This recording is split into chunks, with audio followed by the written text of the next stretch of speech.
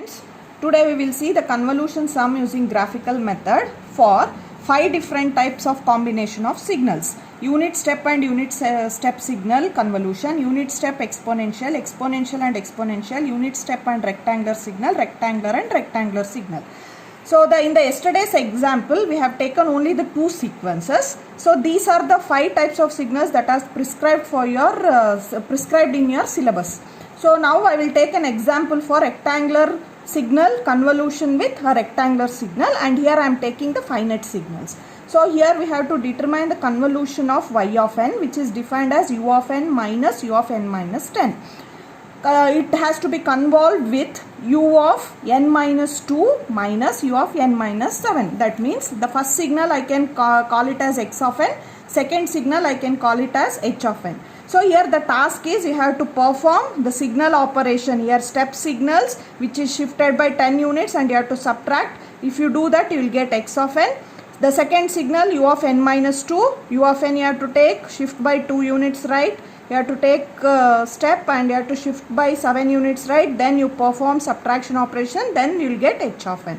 So I have plotted x of n and h of n. Here you can see u of n I have taken, u of n is an infinite series, okay, and it's a right sided signal. So here u of n minus 10 means which is shifted right towards 10 units. Now if you perform the subtraction of these two, we will arrive at a signal which consists of 10 samples 0 to 9, and the value will be 1. So I have written the same signal as a sequence, okay. So you can directly plot u of n minus u of n minus 10 here, okay. This is only for your reference I have given, otherwise directly you can write this signal since it's a convolution and here it appears in the question. Here it is the plotting of the second signal, that is h of n. U of n minus 2, I have taken u of n signal which is shifted right by 2 units, u of n minus 7 which is shifted right by 7 units, and if I perform the subtraction of these two, so I will get a signal which consists of 5 samples of amplitude 1. So here h of n is written as like this. See here I have added zeros just to represent the index n equals 0.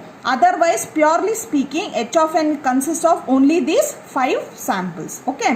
Now in the previous session what I have told you, in order to calculate the number of output samples, the minimum and the maximum indices for LTI system output, in the same way first we will calculate that. So length of the first sequence, it consists of 10 samples, so I have written 10. Length of the second sequence, 5 samples, I have written 5. So length of the output sequence y of n is length of first sequence plus length of second sequence minus 1. So totally you will get 14 samples. And to calculate minimum index of y of n, I have to take the minimum index for both the signals. So if you take your x of n signal, the minimum index here is 0.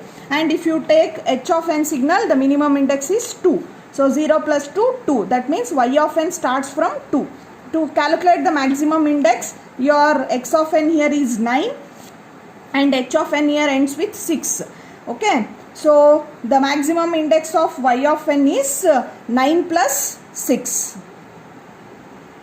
So it is 15. So it means your y of n exists from n equals 2 to n equals 15, okay. So totally you will be having the 14 samples that exist from 2 to 15.